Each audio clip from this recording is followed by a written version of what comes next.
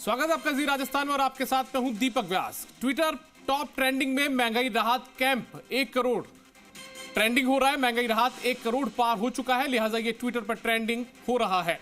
अभियान शुरू होने के 24 दिन में 1 करोड़ पार भी हो चुका है। मुख्यमंत्री अशोक गहलोत ने किया ट्वीट, सुने जन जन के राहत की आवाज, 1 करोड़ परिवारों को मिली महंगाई से निजात। आज महंगाई राहत कैंप का 25वां दिन है। सीएम के ट्वीट के बाद ये टॉप ट्रेंडिंग हो रहा है। सीएम गहलोत के बाद हैशटैग के साथ हुए हैं हजारों ट्वीट।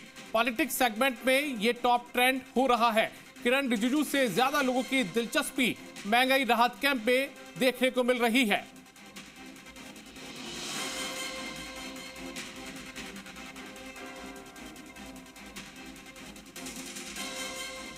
तो महंगाई राहत 1 करोड़ ट्विटर पर टॉप ट्रेंडिंग चल रहा है।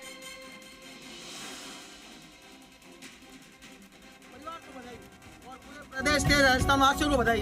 1 करोड़ लोगों का पंजीकरण हो चुका है। कभी सोचा भी नहीं था कि ये चीजें कभी अपने जीवन में भी होगी। 1 करोड़ परिवारों का पंजीकरण हो चुका है। पूरे प्रदेश वासियों को बधाई। अशोक गहलोत जिंदाबाद। राजस्थान के अंदर 1 करोड़ पंजीकरण योजना हो गए। महंगाई राहत के लिए बहुत बहुत बधाई, शुभकामनाएं। हमारे सरकार ने हमारे लिए इतना उन्नति के काम किए हैं कि हम बता नहीं सकते हैं। कुल मिला के बल्ले बल्ले हो गई है। यहाँ की आवाम ही नहीं, पूरा प्रदेश का हर एक नागरिक खुश है। सब गरीबों को राहत मिल रही है। गरीब जनता को बहुत फायदा है। करोड़ लोगों का पंजीकरण हो चुका। अशोक जी बहुत बहुत धन्यवाद। बधाई बधाई बधाई। अशोक जी गहलोत को बहुत बहुत बधाई है। अशोक गहलोत साहब को बहुत बहुत बधाई। करोड़ परिवारों का पंजीकरण हुआ। आप लोगों ने करवाया या नहीं करवाया? राजस्थान के वासियों को लाखों लाखों नहीं करोड़ों बधाई, क्योंकि राजस्थान के अंदर महंगाई राहत कैंप के अंदर करोड़ों लोगों का पंजीकरण हो गया है।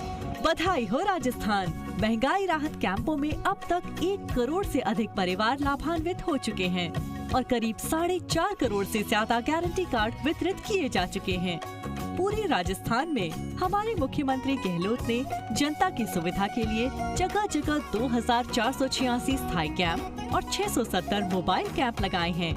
अगर आपने अब तक पंजीकरण नहीं करवाया है तो अपने नजदीकी कैंप की जानकारी के लिए www.महंगाईराहतcamp.rajasthan.gov.in पर लॉगिन करें या 181 पर कॉल करें।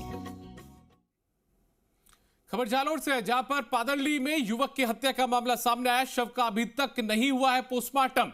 आरोपियों की गिरफ्तारी की मांग पर जो अड़े हैं लोग, पुलिस प्रशासन परिजनों और ग्रामीणों से समझाइश कर रहा है। मोर्चरी के बाहर ग्रामीणों का जमावड़ा शुरू हो चुका है।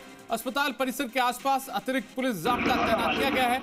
मृतक का मेडिकल बोर्ड से पोस्टमार्टम कराने की कोशिश हो रही है। पुलिस प्रशासन के तमाम बड़े अधिकारी भी यहां पर मौजूद हैं। तो युवक की हत्या के इस मामले को लेकर लगातार जो लोग हैं वो नाराज हैं और पुलिस प्रशासन समझाइश में जुटा हुआ है लोगों की।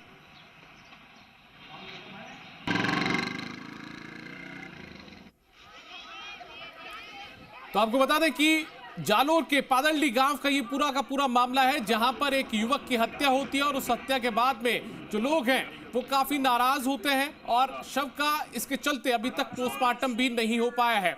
आरोपियों की गिरफ्तारी की मांग पर जो लोग हैं, स्थानीय बाशिंदे वो अड़े हुए हैं, जो परिजन है वो अड़े हुए हैं और उसके चलते पुलिस प्रशासन परिजनों और ग्रामीणों से समझाइश की कोशिश में जुटा हुआ है। मोर्चरी के बाहर ग्रामीणों का जमावड़ा लगना शुरू हो चुका है, बड़ी तादाद में जो लोग हैं।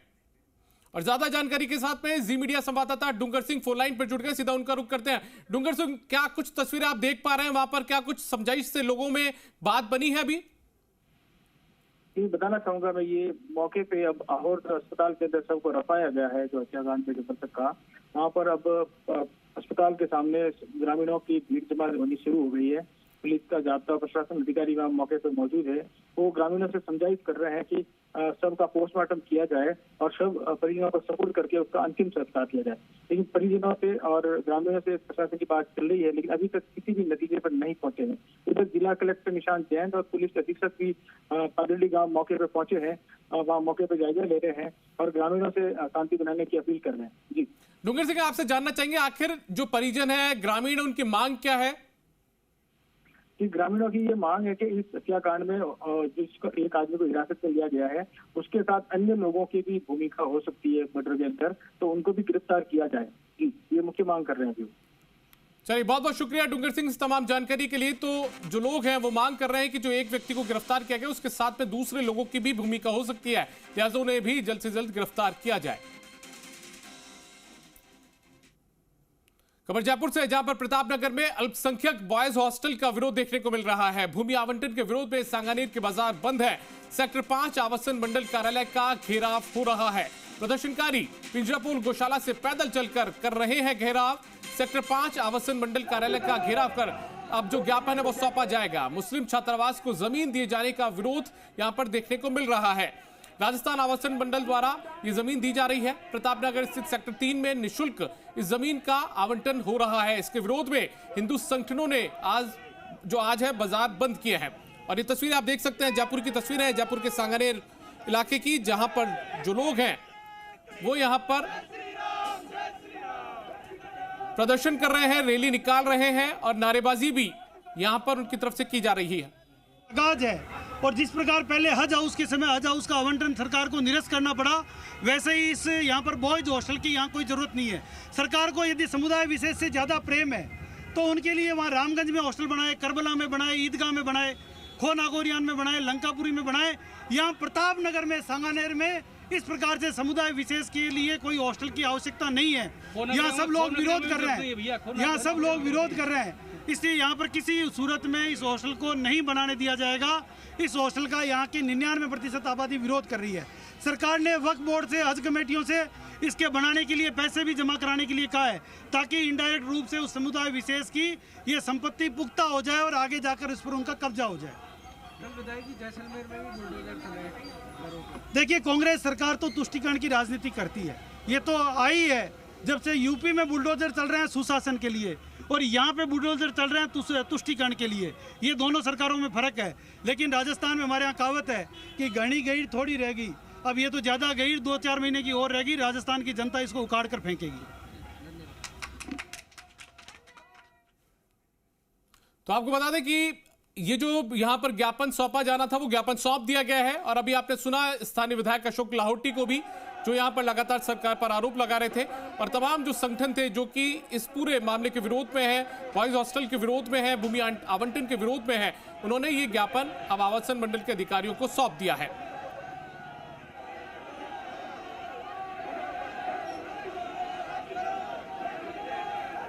तो आपको बता दें कि अल्पसंख्यक बॉयज हॉस्टल का विरोध यहां पर ये लोग कर रहे हैं। स्थानीय विधायक से लेकर सांसद और तमाम जो यहाँ के व्यापारी हैं वो विरोध कर रहे हैं। कई संगठन भी इस पूरे हल्लाबोल में शामिल हुए हैं और लगातार विरोध प्रदर्शन उनकी तरफ से देखने को मिल रहा है। पिछले दिनों भी एक ज्ञापन सौंपा गया था और आज भी एक रैली निकालकर हल्लाबोल यहाँ पर किया गया है, प्रदर्शन किया गया है। रैली के रूप में ये तमाम लोग यहाँ पर प्रदर्शनकारी पहुंचे हैं और उसके बाद में जो ज्ञापन है वो भी सौंप दिया गया है।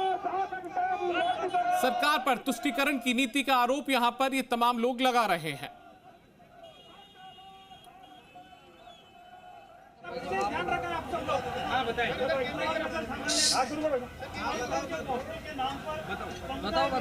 सांगानेर के अंदर विधानसभा क्षेत्र में ऑलरेडी एक अल्पसंख्यक छात्रावास बना हुआ है। छिप्रापत सेक्टर 7 मानसरोवर के अंदर। तो जब मानसरोवर के अंदर ऑलरेडी अल्पसंख्यक छात्रावास बना हुआ है तो उससे कुछ किलोमीटर पर सांगानेर क्षेत्र को डिस्टर्ब करना उचित नहीं है। सरकार को भी चाहिए कि सांप्रदायिक उन्माद बनाने से रोकने की जरूरत है। और जब एक ही जगह पर, एक विधानसभा क्षेत्र में एक अल्पसंख्यक छात्रावास बना हुआ है तो दूसरे अल्पसंख्यक छात्रावास की जरूरत नहीं है। जयपुर इस समय सांप्रदायिक रूप से बहुत शांत है, पिछले कई वर्षों से शांत है। इसमें अगर सांप्रदायिक उन्माद भड़कता है तो केवल सरकार की जिम्मेदारी होगी। और सरकार को चूंकि शपथ ली हुई है सत्य और निष्ठा की, इसलिए इस चीज से ऊपर उठकर लोकतंत्र पर ध्यान देना चाहिए और सभी समाजों को बराबर समझना चाहिए। धन्यवाद, नमस्कार। मैं वरिष्ठ पत्रकार हूँ। तो आप सुन रहे थे गोपाल शर्मा को।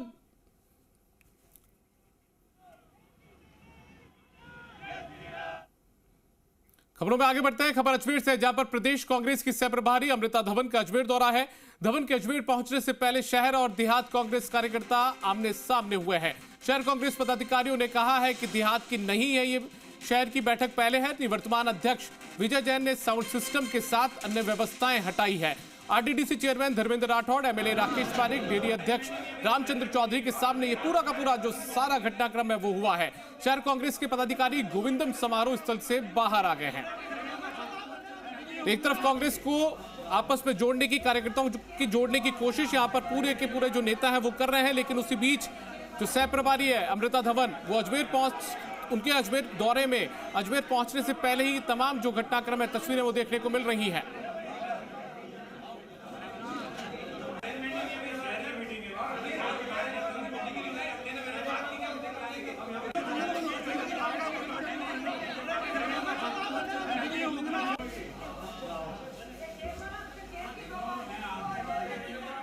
और ज्यादा जानकारी के साथ में जी मीडिया संवाददाता अशोक भाटी फोन लाइन पर जुड़ गए, अजमेर से उनका रुख करते हैं। अशोक, क्या कुछ ही पूरा मामला था और अभी क्या कुछ स्थितियां देखने को मिल रही हैं? जी बिल्कुल, अजमेर में प्रदेश जो सह प्रभारी है अमृता धवन, वो पहुंचने वाली थी। किशनगढ़ के बाद उनका अजमेर आने का कार्यक्रम था और इसी के पहले जो है अजमेर कांग्रेस जो है दो धड़ों में बटी हुई यहाँ पर नजर आई है।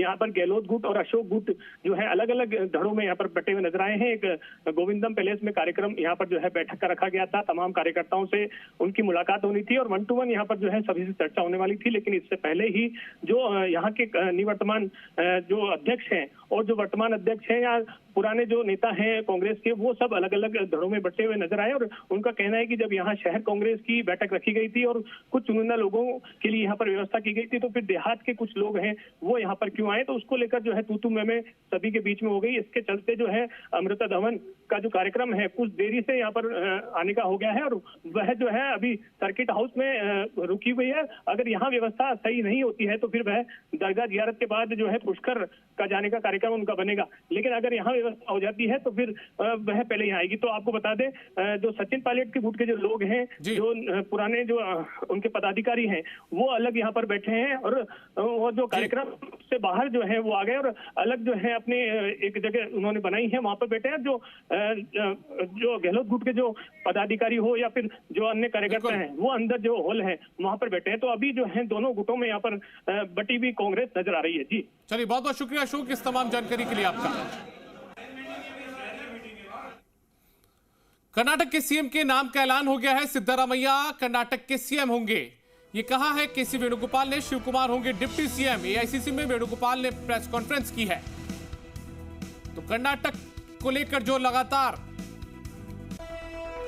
बातें सामने आ रही थी उसमें साफ हो चुका है, तमाम मंथन के बाद में साफ हो गया कि कर्नाटक के नए सीएम जो हैं वो सिद्धारामैया होंगे। इस बात का ऐलान कांग्रेस के संगठन महासचिव केसी वेणुगोपाल ने एक प्रेस कॉन्फ्रेंस में कर दिया है। सवाल जो हैं उनका जवाब हम बाद में देंगे।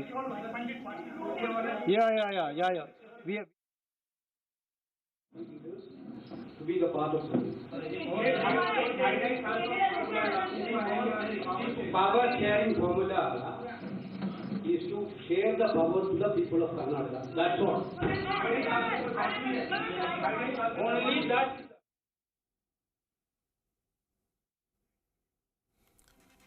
तो आपको बता दें कि शिव कुमार डिप्टी सीएम होंगे जबकि सिद्धारामैया कर्नाटक के नए सीएम होंगे। इस बात की घोषणा कांग्रेस पार्टी के संगठन की ओर से कर दी गई है। एक प्रेस कॉन्फ्रेंस में इस बात का ऐलान किया गया है।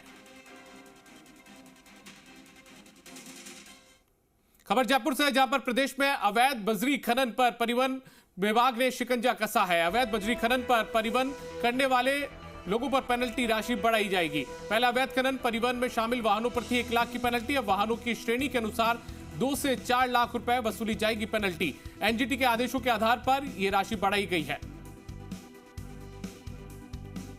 तो आपको बता दें कि जो लगातार इस तरीके की शिकायतें आ रही थी उसके बाद में यह पूरा का पूरा मामला देखने को मिला है और अवैध बजरी खनन पर परिवहन पर उस पर शिकंजा कसा गया है। अवैध बजरी खनन परिवहन करने वालों पर जो पेनल्टी की राशि है वो बढ़ाई जाएगी। पहले अवैध खनन परिवहन में शामिल वाहनों पर थी 1 लाख रुपए की पेनल्टी, लेकिन अब इसमें बड़ा बदलाव किया गया है और बदलाव यह हुआ है कि अब वाहनों की श्रेणी के मुताबिक 2 से 4 लाख रुपए वसूली जाएगी पेनल्टी की राशि।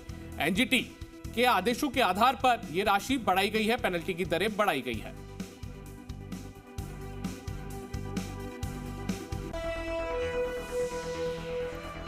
और ज्यादा जानकारी के साथ में जी मीडिया संवाददाता विष्णु शर्मा जयपुर से फोन लाइन पर जुड़ गए, सीधा उनका रुख करते हैं। विष्णु, क्या कुछ पूरा जो आदेश है वो निकाला गया है? बिल्कुल, मैं आपको बता दूं कि पहले राष्ट्रीय हरित प्राधिकरण अभिकरण मतलब एनजीटी की ओर से आदेश दिया गया था 19 फरवरी 2018 को कि जो अवैध बजरी खनन और परिवहन में जो मामले वाहन लिप्त होंगे उनसे पर्यावरण पेनल्टी के रूप में 1 लाख रुपए का जुर्माना उन पर तय किया गया था और उनसे जुर्माना वसूला जाएगा।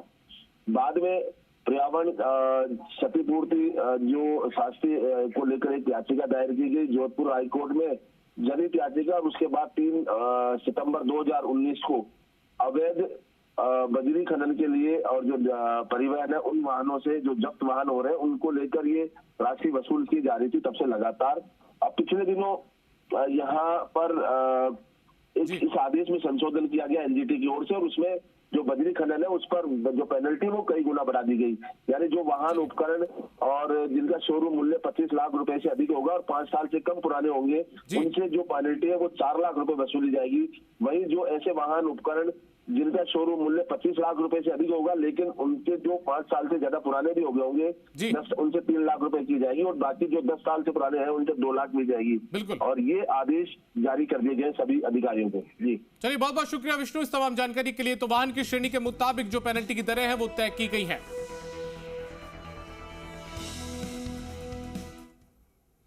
पंजाब से राजस्थान के हिस्से के पानी को लेकर विवाद का जो मामला है उसमें केंद्रीय जल आयोग की टीम और सांसद निहाल चंद श्री गंगानगर की खक्का हैट पहुंचे। केंद्रीय जल आयोग की टीम पानी का आकलन कर रही है। 20 दिनों से लगातार नहर में पानी की आवक का जो लेवल है वो चेक हो रहा है। गेज फ्लो मीटर लगाकर पानी की आवक को चेक किया जा रहा है। पानी के लेवल का आकलन करने के बाद विस्तृत रिपोर्ट केंद्र सरकार को भेजी जाएगी। पानी बंटवारे का अधिकार बीबीएमबी के स्थान पर केंद्र को दिए जाने की रिपोर्ट दी जाएगी।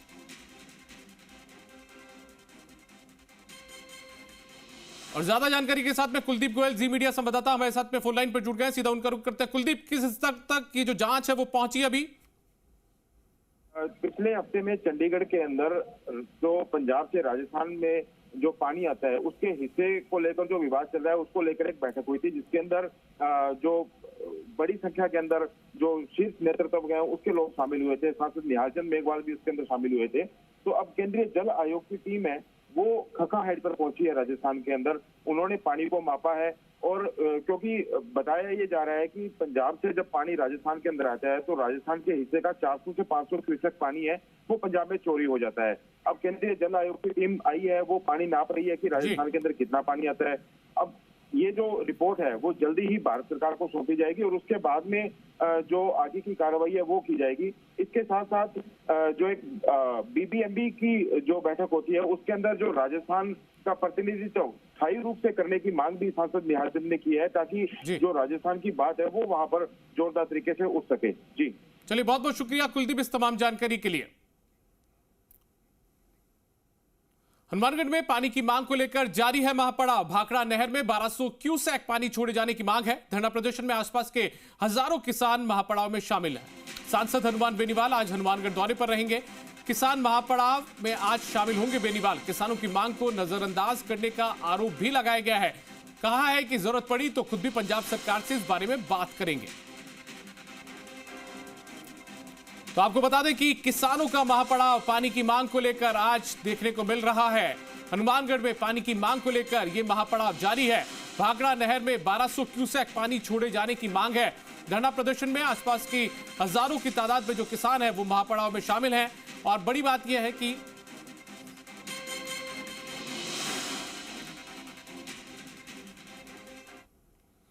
चित्तौड़गढ़ के कपासन में तेज अंधड़ के बाद हुए नुकसान की कोई सुध नहीं ले रहा है। 2 दिन पहले अंधड़ से कपासन क्षेत्र में नुकसान हुआ था लेकिन अभी तक किसी ने इसकी सुध नहीं ली है।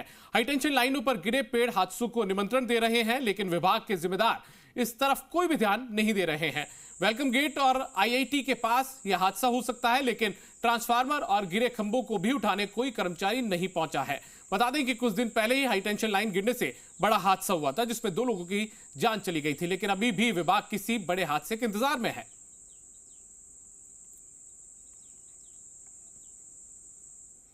हनुमानगढ़ जिले में रात को आए तेज अंधड़ और बरसात से कई जगह विद्युत पोल और पेड़ गिर गए। तेज अंधड़ से कई स्थानों पर होर्डिंग और टीन की छतें भी उड़ गई। तेज अंधड़ से जंक्शन की ITI बस्ती में कच्चे मकान की छत गिरने से एक महिला घायल हो गई। वहीं जंक्शन की सिंचाई कॉलोनी में एक पेड़ गिरने से 7 विद्युत पोल टूट गए।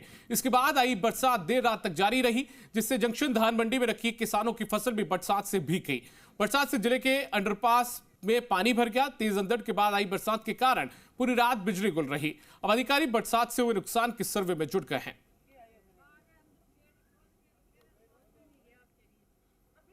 अलवर के बानसूर के रसनाली गांव में ग्रामीणों और पुलिस में झड़प हो गई। पुलिस और ग्रामीण एक दूसरे पर मारपीट करने का आरोप लगा रहे हैं। पुलिस ने 20 से 25 लोगों के खिलाफ राजकार्य में बाधा डालने और मारपीट करने का मामला दर्ज करवाया है। मामला बुधवार को दोपहर करीब 2 बजे का है, जहां बिजली विभाग की ओर से बिजली लाइन शिफ्टिंग का काम किया जा रहा था, जिसको लेकर गांव के 2 पक्षों में विवाद हो गया था। सूचना पर बीच बचाव करने पहुंची बानसूर थाना पुलिस और एक पक्ष के लोगों के साथ झड़प हो गई। गांव के विक्रम सैनी ने बताया कि बिजली विभाग पड़ोसी की लाइन शिफ्ट करने आया था, जिसको लेकर विवाद हो गया, जिसमें पड़ोसी ने पुलिस बुला ली। पुलिस ने आते ही परिवार के महिला पुरुषों से मारपीट शुरू कर दी। वहीं पुलिस का कहना है कि बीच बचाव करने के दौरान 20 से 25 लोगों ने पुलिस पर हमला कर दिया। वहाँ पर जैन साहब और लाइनमैन उस कार्य को करने ही लगे तो वहाँ जो पास पड़ोसी लोग थे 15-20 और औरतें और आदमी थे, इन्होंने लाठी डंडा लेकर अचानक विद्युत कर्मियों और पुलिस कर्मियों पर हमला कर दिया, जिससे पुलिस कर्मियों को काफ़ी चोटें लगी है। और उन्होंने बिल्कुल राजकार्य नहीं करने दिया। समझाइश की गई, बार बार उनको समझाइश की जा रही थी कि ये नियमानुसार कार्य हो रहा है, अगर आपको कोई ऑब्जेक्शन है तो आप शांति से बैठ के उसमें वार्ता कर सकते हैं। अब देख लेते हैं 2 मिनट में विदेश की खबरें। पुलिस की तैनाती पर बोले इमरान खान, कहा मेरा रास्ता बंद करने की कोशिश, गिरफ्तारी से पहले मेरा आखिरी ट्वीट।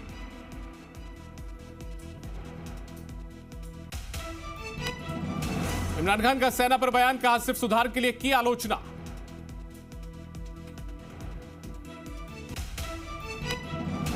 इटली के एमिलिया रोमांगा में भीषण बाढ़ ने मचाई तबाही, पानी के तेज बहाव में बह गया पुल, अब तक 8 लोगों की मौत। तालाब में तब्दील हुई इटली की सड़कें, लोगों के घरों में भरा पानी, बाढ़ को लेकर जारी किया गया अलर्ट। इटली में बाढ़ से बिगड़े हालात, बड़ी लोगों की परेशानियां, लगातार जारी है रेस्क्यू ऑपरेशन। सूडान की राजधानी खार्तूम में जारी है हिंसा, कई इमारतों में लगी आग, मुश्किल हालातों में जीने को मजबूर है लोग। रूस यूक्रेन युद्ध में बखमुत में भारी नुकसान, सामने आई सैटेलाइट तस्वीरें। क्रोएशिया में भारी बारिश के बाद बाढ़ के हालात, सेना कर रही है बाढ़ से निपटने की तैयारी। अमेरिका के फ्लोरिडा में धूल भरी आंधी में फंसा बच्चा, पास में खड़े युवक ने बच्चे को बचाया। ऑस्ट्रेलिया में तेज रफ्तार ट्रक ने स्कूल बस को मारी जोरदार टक्कर, हादसे में 7 बच्चे घायल, ट्रक ड्राइवर को भी लगी गंभीर चोट।